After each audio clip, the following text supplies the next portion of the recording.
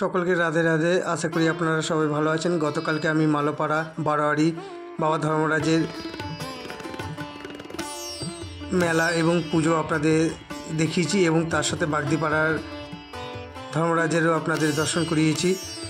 আজ আবারও একটি খুব সুন্দর মন্দির আপনাদের আমি দেখাবো। এই মন্দিরটি কোথায় সেটাও আপনাদের বলবো। আশা করি এই মন্দিরটা আপনাদের খুবই ভালো লাগবে এবং মন্দিরটি আপনাদের আমি খুব কাছ থেকে দেখাচ্ছি। দেখুন, আপনারা বুঝতেই পেরেছেন এটা কি মন্দির। এটা দেবাদিদেব মহাদেবের মন্দির। আপনাদের আমি মন্দিরের চারপাশটা ঘোরাবো, দিয়ে দেখাবো এবং তারপরে আপনাদের আমি মহাদেবের দর্শন করাবো। এই মন্দিরটি আপনারা অনেকেই হয়তো চিনে থাকবেন।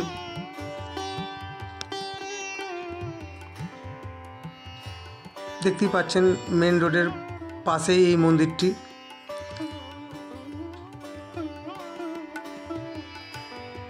চলুন আপনাদের আমি কাছ থেকে দেখাবো।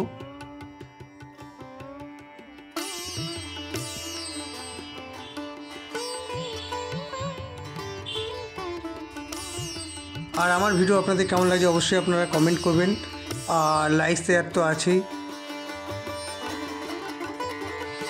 আপনাদের আমি মন্দিরের চূড়াটা দেখাচ্ছি সামনে থেকে এবং পেছনে একটি বট গাছ, খুবই পুরনো, একদম মন্দিরের পেছনে। দেখতেই পাচ্ছেন কি সুন্দর মন্দিরটাকে আগলে রয়েছে।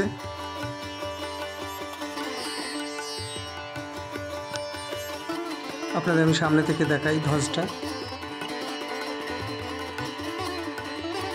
এই মন্দিরটিও কৃষ্ণনগর মোংলাপাড়া, অনেকেই চিনে থাকবেন।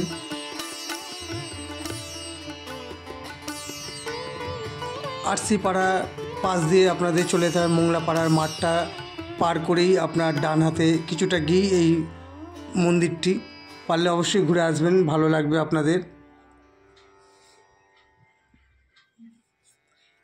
আপনাদের আমি সামনে থেকে দেখাই। চলুন আপনাদের আমি দর্শন করবো বাবা ভোলেনাথের। আপনাদের আমি সামনে থেকে দেখাই মন্দিরটি এবং মন্দিরের সামনে দুপাশে দুটি কলা গাছ।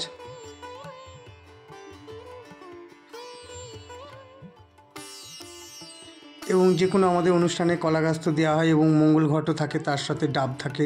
এখানেও সেটি আপনারা দেখলেন। আপনাদের আমি মহাদেবের দর্শন করাচ্ছি।